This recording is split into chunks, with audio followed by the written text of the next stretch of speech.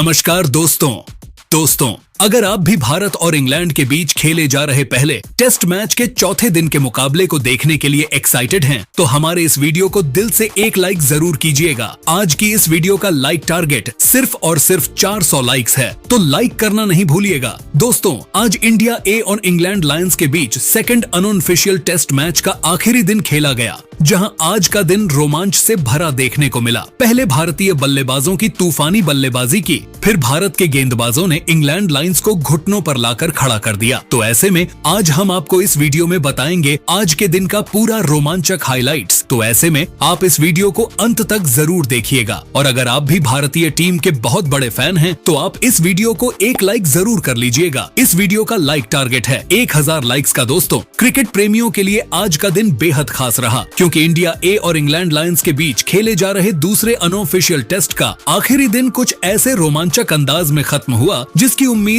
शायद ही किसी ने की होगी। जहां एक ओर मैदान पर भारतीय बल्लेबाजों की धुआंधार पारी ने टहलका मचा दिया, वहीं इंग्लैंड लायंस के गेंदबाज पूरी तरह से बेबस नजर आए। आपको बता दें कि इंडिया ए की टीम ने मैच की शुरुआत करते हुए पहले बल्लेबाजी का फैसला लिया था। शुरुआत थोड़ी धीमी रही, लेकिन मिडिल ऑर्डर और निचले क्रम की सदी हुई। बल्लेबाजी की बदौलत टीम ने अपनी पहली पारी में कुल 348 रन बनाए। यह स्कोर भले ही बहुत बड़ा नहीं था, लेकिन यह इंग्लिश पिच की परिस्थितियों और गेंदबाजों के डिसिप्लिन अटैक के सामने एक सम्मानजनक टोटल था। इसके जवाब में इंग्लैंड लायंस ने भी शानदार प्रतिरोध दिखाया। उनकी ओर से टॉप ऑर्डर ने अच्छी शुरुआत दी और मिडिल ऑर्डर ने भी जिम्मेदारी निभाई। नतीजा यह रहा कि इंग्लैंड लायंस की टीम ने अपनी पहली पारी में 327 रन बना लिए, यानी इंडिया ए को मिली केवल 21 रनों की मामूली बढ़त। अब बारी थी दूसरी पारी की, और यहीं से मैच ने एक नया रुख लिया। चौथे दिन तक इंडिया ए की टीम पूरी तरह से खेल पर हावी हो चुकी थी। बल्लेबाजों ने ऐसा प्रदर्शन किया जिसने सभी को प्रभावित किया। स्टंप्स तक स्कोरबोर्ड पर 507 रन 7 विकेट के ऊपर चमक रहा था। इस पारी की सबसे बड़ी बात थी तनुष कोटियन का शानदार शतक और अंशुल कंबोज का दमदार अर्धशतक। यह दोनों बल्लेबाज जैसे मैदान पर टिके नहीं, बल्कि जमे हुए तूफान बन चुके थे। चौथे दिन तक इंडिया ए के पास में 528 रन की लीड आ चुकी थी, जिसके बाद आज मैच के अंतिम दिन की शुरुआत हुई। कोटियन और अंशुल कंबोज की जोड़ी के साथ दोनों ने अपनी पारी को वहीं से आगे बढ़ाया जहां चौथे दिन खत्म किया था। शुरुआत में दोनों बल्लेबाज बहुत सतर्कता से खेले, कोई गैर जरूरी रिस्क नहीं लिया, बाउंड्री भी नहीं आई और रन रेट भी कम रहा। लग रहा था कि टीम रणनीतिक तौर पर दिन की शुरुआत में गेंदबाजों को थकाना चाहती है, और फिर अचानक इस खामोशी में से निकलकर एक तूफान ने दस्तक दी।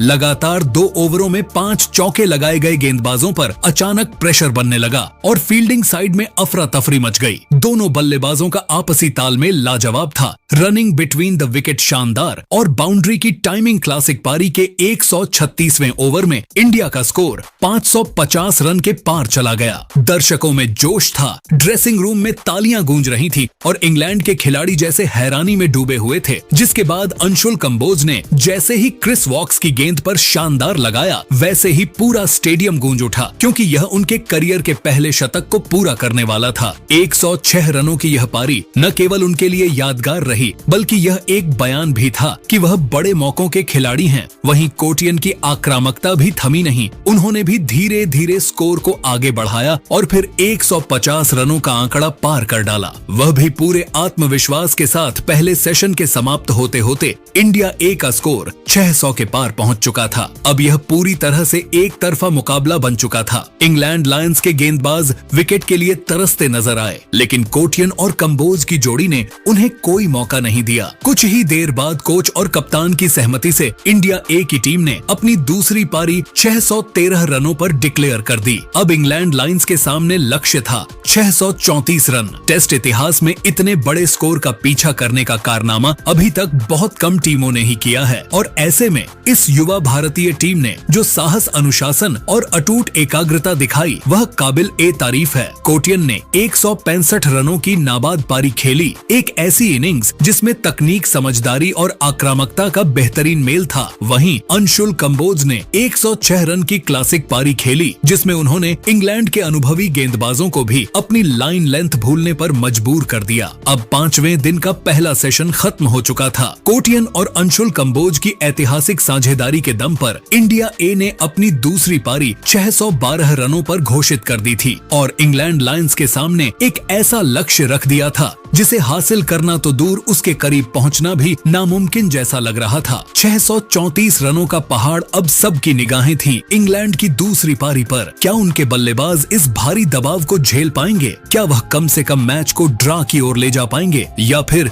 इंडिया ए की युवा ब्रिगेड इस खेल को महज औपचारिकता बनाकर जीत की दहलीज पार कर लेगी? जहां लंच के बाद जैसे ही इंग्लैंड की दूसरी पारी शुरू हुई, टॉम हैंस और मैकनी क्रीज पर आए। स्टेडियम में सन्नाटा था, लेकिन माहौल में घुली हुई उम्मीदें और घबराहटें साफ महसूस हो रही थीं। यह एक मनोवैज्ञानिक लड़ाई थी, रन की जरूरत से कहीं ज्यादा। विकेट न खोने की चुनौती थी। टीम इंडिया के गेंदबाजों के चेहरे पर आत्मविश्वास झलक रहा था, खासकर तुषार देशपांडे जो नई गेंद लेकर दौड़ पड़े थे, जैसे आज कुछ अलग ही इरादे लेकर आए हों। पहले 5 ओवरों में हैंस और मैकनी ने संयम से खेलते हुए कोई खतरा नहीं लिया। बॉल को अच्छे से छोड़ना, डिफेंस में मजबूती दिखाना, एकदम किताबों जैसी टेस्ट ओपनिंग। लेकिन जैसा कि टेस्ट क्रिकेट की खूबी है, एक पल में सब कुछ बदल जाता है। वही पारी का छठा ओवर और गेंदबाजी कर रहे थे तुषार देशपांडे। बॉल की सीम मूवमेंट और सटीक लाइन लेंथ ने टॉम हैंस को परेशान कर दिया था और फिर एक shot of length delivery off stump से बाहर जाती हुई टॉम हैंस ने ड्राइव खेलनी चाहिए, लेकिन बल्ले का किनारा सीधे स्लिप में खड़े नीतीश रेड्डी के हाथों में चला गया। हैंस सिर्फ 7 रन बनाकर आउट हो गए। टीम इंडिया को पहली सफलता मिल चुकी थी और वह भी इतनी जल्दी। मैदान पर हलचल शुरू हो गई। खिलाड़ी एक दूसरे को हाई फाइव दे रहे थे और डगवंट में कोचिंग स्टाफ के चेहरे पर मुस्कान थी। इसी मौके का इंतजार कर रहे थे अंशुल कंबोज। बल्लेबाजी में शतक ठोकने के बाद अब उनका इरादा गेंद से भी मैच का रुख मोड़ने का था और उन्होंने यह काम जिस अंदाज में किया वह किसी फिल्मी सीन से कम नहीं था। पारी का 9वां ओवर करने आए अंशुल पहली गेंद से ही उनकी लय अलग नजर आ रही थी। ओवर की तीसरी गेंद पर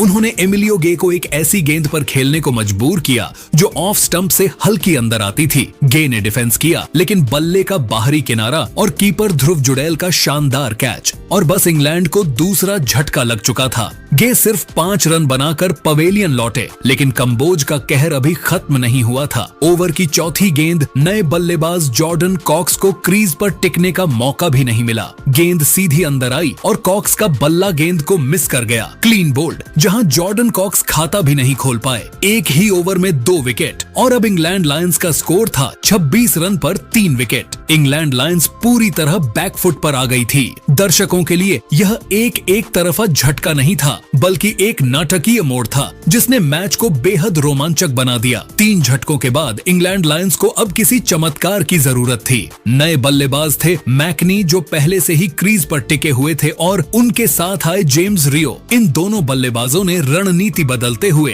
अब पूरी तरह डिफेंसिव गेम अपनाया। हर रन कीमती था और हर गेंद को खेलने में पूरे शरीर का संतुलन दिखा रहे थे। गेंदबाज भी लगातार लाइन बदल रहे थे। फील्डर हर दिशा में हरकत में थे, लेकिन इन दोनों ने जैसे ठान लिया था इस सेशन में विकेट नहीं देना। धीरे धीरे टीम का स्कोर 50 रन के पार पहुंच गया। दूसरे सेशन खत्म होने का समय नजदीक आ रहा था और ऐसा लग रहा था कि इंग्लैंड लायंस के लिए सबसे खराब समय शायद बीत गया है। लेकिन क्रिकेट का असली रोमांच यहीं छुपा होता है। जब आप थोड़ी राहत महसूस करने लगते हैं तभी खेल चौंका देता है। सेशन एंड होने से ठीक पहले गेंद थामने आए तनुज कोटियन, जिनकी बल्लेबाजी ने पहले ही मैच को एक तरफा बना दिया था और अब गेंदबाजी में भी उन्होंने अपनी क्लास दिखाई। ओवर की शुरुआत से ही उनकी गेंदबाजी में घातक टर्न था और फिर ओवर की तीसरी गेंद लेफ्ट हैंड बल्लेबाज जेम्स और एलबीडब्ल्यू गेंद सीधी पैड पर लगी अपील हुई और अंपायर की उंगली ऊपर रयू सिर्फ 15 रन बनाकर आउट हुए। फिर अगली ही गेंद पर उन्होंने मैकनी को ऐसी गेंद डाली जिसे वह बल्ले पर सही तरीके से नहीं ले पाए। हल्का सा किनारा और कीपर जुड़ैल ने बिना गलती के कैच लपक लिया। मैकनी 26 रन पर आउट। अब इंग्लैंड लायंस की आधी टीम 64 रन पर पवेलियन लौट चुकी थी। दूसरा सेशन भी यही खत्म हुआ। अब इंग्लैंड लायंस के लिए अब मैच ड्रा करना भी किसी सपने जैसा लग रहा था। इंडिया एक ही टीम का हौसला आसमान छू रहा था। हर खिलाड़ी की आंखों में जीत की चमक साफ दिख रही थी। बॉल रिवर्स स्विंग कर रही थी। स्पिन घातक हो चुकी थी और हर विकेट पर खुशी का वो उबाल था जो पूरे देश के फैंस को गर्व से भर देता है। अब बस 5 विकेट और इंडिया ए टेस्ट इतिहास के एक और यादगार पन्ने पर अपना नाम लिखने को तैयार थी, जिसके बाद तीसरे सेशन की शुरुआत इंग्लैंड लायंस के बल्लेबाज मैक्स होल्डन और जॉर्ज हिल के साथ हुई। दोनों बल्लेबाज क्रीज पर अपनी जगह बनाने की कोशिश कर रहे थे, लेकिन भारत के गेंदबाजों के दिमाग में कुछ और ही चल रहा था। वह इस मौके को हाथ से जाने नहीं देना चाहते थे। मैदान पर हर गेंद के साथ चीख पकार, स्लिप में खड़े फील्डरों की तालियां और बॉलर की आंखों में ज्वाला, सब कुछ एक युद्ध भूमि जैसा लग रहा था। सेशन का 5वां ओवर जैसे ही शुरू हुआ, गेंदबाजी करने आए थे तुषार देशपांडे, और फिर जो हुआ उसने मैच की दिशा ही बदल दी। देशपांडे ने एक शानदार इन स्विंगर फेंका जो हवा में हल्का सा मूव हुआ और सीधे स्टंप्स पर जा लगी। मैक्स होल्डन पूरी तरह चकमा खा गए। उन्हें लगा गेंद बाहर जा रही है, लेकिन आखिरी पल में गेंद अंदर आई और उनके डिफेंस को चीरते हुए स्टंप्स उड़ा दिए। मैदान में भारत के खिलाड़ियों की खुशी का ठिकाना नहीं रहा। होल्डन सिर्फ 7 रन बनाकर पवेलियन लौटे और इंडिया ए को मिली पहली सफलता। लेकिन कहानी यहीं खत्म नहीं हुई। अगले ही ओवर में एक और बड़ा धमाका हुआ। इस बार गेंदबाज थे खलील अहमद खलील की गेंदबाजी में उस वक्त एक अलग ही आत्मविश्वास झलक रहा था। उन्होंने जॉर्ज हिल को एक लेंथ गेंद डाली जो ऑफ स्टंप के बाहर पिच हुई और तेजी से अंदर आई। हिल पूरी तरह बीट हो गए और गेंद ने उनके स्टंप्स को उड़ा दिया। इंग्लैंड लाइन का 7वां विकेट गिर चुका था और भारत ए की टीम का आत्मविश्वास आसमान छू रहा था। जॉर्ज हिल सिर्फ 5 रन ही बना सके। अब स्थिति यह हो गई थी कि इंडिया ए को जीत के लिए सिर्फ 3 विकेट की दरकार थी। चारों तरफ चर्चा होने लगी, क्या इंडिया ए इतनी बड़ी जीत हासिल कर लेगा? क्या इंग्लैंड लायंस 1500 रन भी पार कर पाएगा? लेकिन इसके बाद एक छोटा सा मोड़ आया। क्रीज पर आए 2 बल्लेबाज क्रिस वॉक्स और फरहान अहमद। इन दोनों ने परिस्थिति को अच्छी तरह से समझा और किसी भी प्रकार की जल्दबाजी नहीं दिखाई। उन्होंने हर गेंद को ध्यान से देखा, जरूरत पड़ने पर सिंगल डबल लेकर स्ट्राइक रोटेट की और बाहर जाती गेंदों को समझदारी से छोड़ते रहे। दोनों ने डिफेंस में धैर्य दिखाया और धीरे धीरे इंग्लैंड लायंस की पारी को 100 रन के पार पहुंचाया। मैदान में अब एक अजीब सी शांति थी। भारत को जीत चाहिए थी, लेकिन समय तेजी से बीतता जा रहा था। अब इस मैच में सिर्फ 20 ओवर बचे थे और इंग्लैंड के पास अभी भी 3 विकेट थे। लग रहा था कि कहीं यह मैच ड्रा ना हो जाए, लेकिन तभी मैदान में तूफान की एंट्री हुई। नाम था खलील अहमद खलील ने वापसी की और इस बार उनका इरादा साफ था, विकेट निकालना। उन्होंने क्रिस वॉक्स को एक तेज और उठती हुई गेंद डाली जिसे वॉक्स ने कट करने की कोशिश की, लेकिन गेंद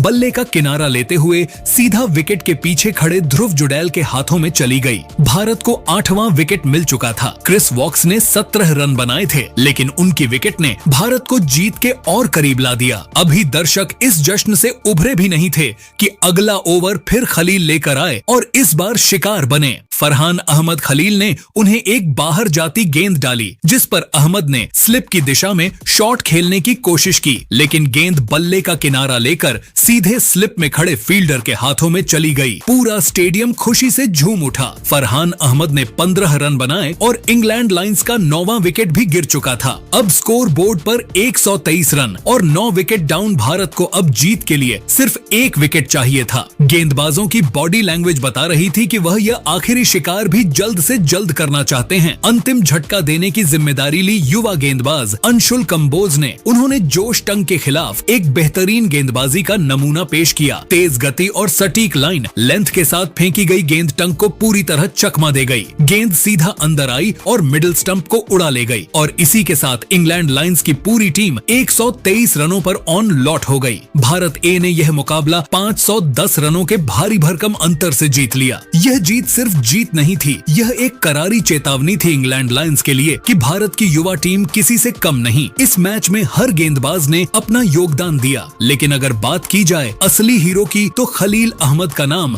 सबसे ऊपर आता है। उन्होंने एक के बाद एक 2 अहम विकेट निकालकर मैच का रुख ही बदल दिया। वहीं तुषार देशपांडे और अंशुल कंबोज ने भी अपने मौके का पूरा फायदा उठाया। तो दोस्तों, अब बारी आपकी है। क्या आपको लगता है कि खलील अहमद इस मैच के असली हीरो थे या किसी और ने आपके दिल में जगह बनाई? कमेंट करके जरूर बताइए।